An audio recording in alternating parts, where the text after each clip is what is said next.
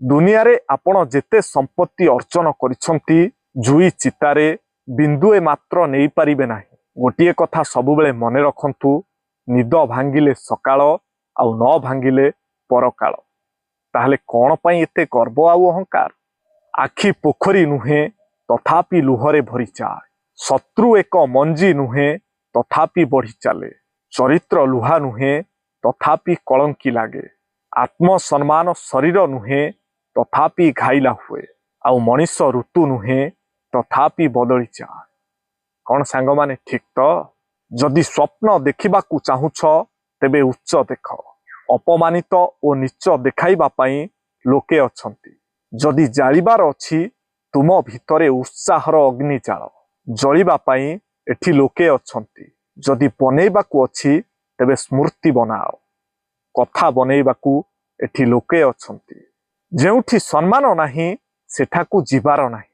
ଯାହା ହଜମ ହୁଏନି ତାକୁ ଖାଇବାର ନାହିଁ।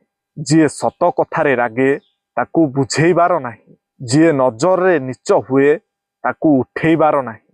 ଋତୁ ପରି ଯିଏ ବଦଳେ ତା ସହ ବନ୍ଧୁତା କରିବାର ନାହିଁ। ଏସବୁ ତ ଜୀବନର ଗୋଟିଏ ଗୋଟିଏ ଅଂଶ। ହେଲେ ମନେ ରଖନ୍ତୁ, ସାହସର ସହ ସାମ୍ନା କଲେ ଜୀବନରେ କେବେ ବି ହାରିବାର ନାହିଁ। କ'ଣ ସାଙ୍ଗମାନେ ଠିକ ତ? କମେଣ୍ଟରେ ଆପଣଙ୍କର ଉତ୍ତର ଲେଖିବା ପାଇଁ ଅନୁରୋଧ। ଆଉ ଯଦି ଭିଡ଼ିଓଟି ଆପଣଙ୍କୁ ଭଲ ଲାଗିଥାଏ ତାହେଲେ ନିଶ୍ଚୟ ଗୋଟିଏ ସେୟାର କରିବେ। ସାଙ୍ଗମାନେ, ଗୋଟିଏ ଶାନ୍ତ ସରଳ ମଣିଷକୁ ଯେତେ ଅପମାନ ଅବା ଅସମ୍ମାନ କଲେ ମଧ୍ୟ ସିଏ ସବୁକିଛି ହସି ହସି ସହିଯାଏ। କାହିଁକି ନା ସିଏ ଜାଣିଥାଏ ସୁନାକୁ ଯେତେ ଖଣ୍ଡ କଲେ ମଧ୍ୟ ବଜାରରେ ତାର ଦାମ କେବେ ବି କମି ନଥାଏ। ତେଣୁ ସାଙ୍ଗମାନେ, ଯଦି କିଏ ଆପଣଙ୍କୁ ଅପମାନ କରୁଛି ଅବା ଅସମ୍ମାନ କରୁଛି ତାହେଲେ ନୀରବରେ ସହିଯାଆନ୍ତୁ। କାରଣ ହୀରାକୁ କିଏ କାଚ କହିଦେଲେ ହୀରା କେବେ କାଚ ହୋଇଯାଏ ନାହିଁ। କେବଳ ସମୟକୁ ଅପେକ୍ଷା କରନ୍ତୁ। ସମୟ ତାର ଠିକ୍ ଜବାବ ଦେବ। କ'ଣ ସାଙ୍ଗମାନେ ଠିକ ତ? କମେଣ୍ଟରେ ଆପଣଙ୍କର ଉତ୍ତର ଲେଖିବା ପାଇଁ ଅନୁରୋଧ। ଆଉ ଯଦି ଭିଡ଼ିଓଟି ଆପଣଙ୍କୁ ଭଲ ଲାଗିଥାଏ ତାହେଲେ ନିଶ୍ଚୟ ଗୋଟିଏ ସେୟାର କରିବେ। ସାଙ୍ଗମାନେ, ଆଜିର ଏ ସ୍ୱାର୍ଥପର ଦୁନିଆରେ ମଣିଷର ପ୍ରକୃତି ଏହିଭଳି।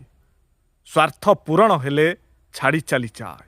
ବିଶ୍ୱାସ କଲେ କ୍ଷତି କରେ, ପ୍ରଶୟ ଦେଲେ ମୁଣ୍ଡରେ ଚଢ଼େ, କ୍ଷମା ଦେଲେ ଦୁର୍ବଳ ଭାବେ, ସୁଖ ଦେଖିଲେ ହିଂସା କରେ, ଭଲ ପାଇଲେ ଅବିଶ୍ୱାସ କରେ, ସତ କହିଲେ ମିଛ ଭାବେ, ସ୍ୱାର୍ଥ ଥିଲେ ଆପଣାର ହୋଇଯାଏ, ଆଦର କଲେ ଖୋସାମତି ଭାବେ, ସତ୍ ଉପଦେଶ ଦେଲେ ମୁହଁ ବୁଲାଏ, ଆଉ ସାହାଯ୍ୟ ମାଗିଲେ ଉପଦେଶ ଦିଏ।